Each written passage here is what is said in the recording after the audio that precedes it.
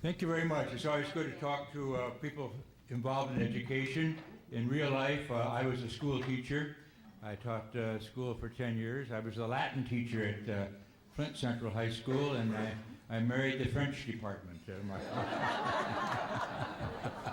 Just one. We've been married 44 years, and I've been in politics 44 years. So she knew what she was getting into when she married me. That she's known me as a teacher and a politician. We're all here together today because we're really involved with children and with the future of their future and the future of our country, and to make sure that we play our role in making sure they become productive members of our society. In today's increasingly competitive economy, our children deserve more than an academically challenging environment. They need 21st century learning skills, creative thinking, and they need that in a social and emotional base, and that's very, very important. And your leadership is needed now more than ever, with 7,000 students dropping out of school every day, and more than 75% of our schools reporting a violent act last year. Flint, Michigan shows that.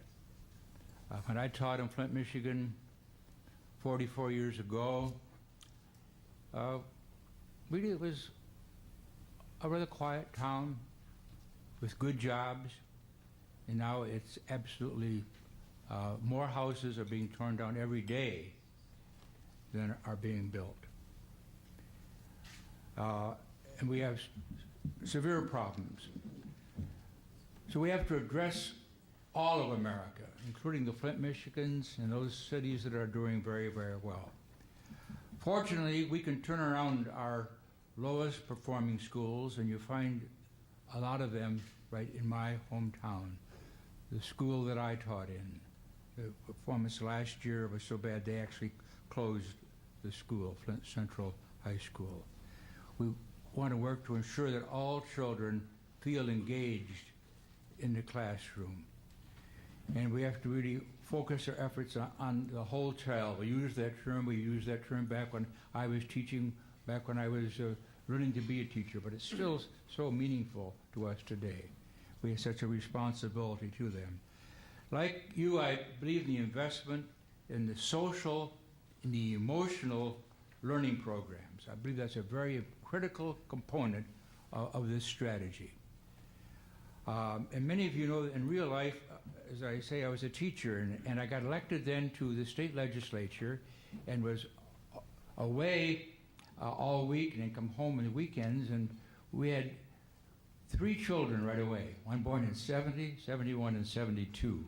And as a matter of fact, we had 3 who were in diapers at the same time. And I'm the great savant of raising children, see, with my wife, and I would always tell her when David was born, I would say, Gail, we got to make sure that David has a good feeling about himself. And I repeated it all the time, that David has a good feeling about himself. And then I'd go off to Lansing for 5 days. Leaders in Illinois and Ohio, New Jersey, Wisconsin, and the Chicago public schools are already working to ensure that students benefit from these programs that you are trying to really make a essential component of education. Can't separate all these things. They all fuse together, and the better we can fuse those, the better they will work for all of us. But all our children across the country should have access to social and emotional learning initiatives. And that's what you're about. And and those things, they sound esoteric to some people, but you are the leaders. And being leaders, therefore, you have a great responsibility to make sure that this does keep going. And that's why we've introduced the bill, to make sure there's some federal recognition of this, and that we integrate that into whatever takes place, No Child Left Behind. Probably, I saw the Secretary of Education at the White House Monday night, and we'll probably do that next year. But I'd like to make as one of the sections of that this element of the very important development of our young people. That's why I'm pleased to announce that my colleagues, Tim Ryan, a great gentleman from Ohio, and Judy Biggert, and I introduced the H.R. 4223, the Academic, Social, and Emotional Learning Act, 4223, and hopefully we'll integrate that and make that part of the new ESEA, Elementary Secondary Education Act. This bipartisan legislation, and Judy Biggert couldn't be a better person. Judy, when she was in Illinois, she really worked hard to reform the school system and help reform, although I don't think she was from Chicago as such, reform the Chicago school system. And she is really a great and delightful person to work with, and we wanted to make this a bipartisan, and she certainly looks upon education as a bipartisan endeavor. All of us need to work together to create an environment that facilitates healthy development for children. No bill in Congress was written on Mount Sinai. See, it's written on Capitol Hill. So and even Moses went up a second time, remember?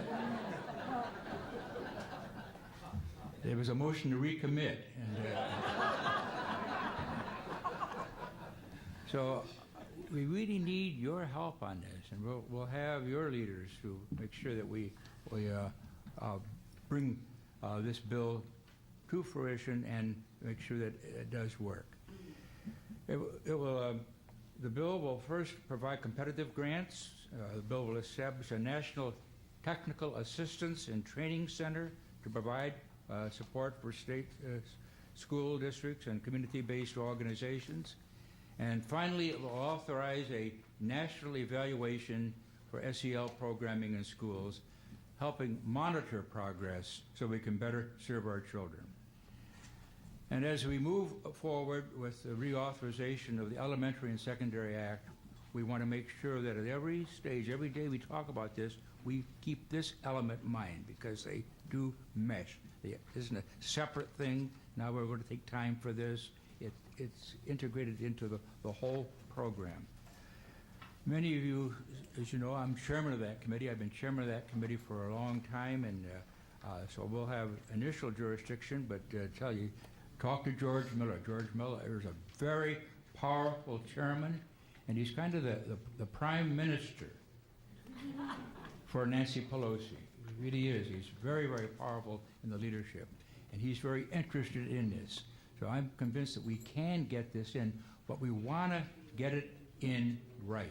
And that's for your moral obligation. Since you know so much about this and you know the need for it, you have a moral obligation. If you can make a change and bring this element into education to a point where it can really make a difference in the lives of all those students and make a difference in the attitude of the teacher, it's extremely important. If you can take a child and help them feel better about themselves, help them feel that they have a responsibility, that they have something to contribute, all these things are elements here. And you, we depend upon you. You will do more to make sure this legislation is done well than actually the members of the committee. We need your expertise, your devotion to this. So we look forward to working with you, and at that, I know we all have time limits here, and I have to get back. They may ring the bells any time there, but unless there's a pressing question, we'll let it go. First, let us thank you. Okay, thank you.